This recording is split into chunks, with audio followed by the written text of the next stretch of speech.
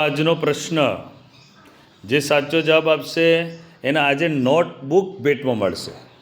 શું મળશે? નોટબુક. ચલો, આજનો પ્રશ્ન છે, એવી કઈ વાનગી છે જે ગૌમાંથી નથી બનતી?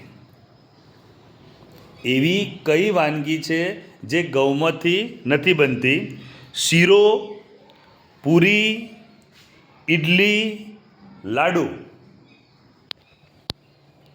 શીરો, પૂરી, ઇડલી કે લાડુ?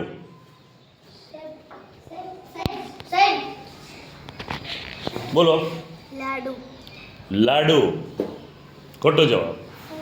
એવી કઈ વાનગી છે ગૌમાંથી નથી બનતી? શીરો, પૂરી, ઇડલી કે લાડુ?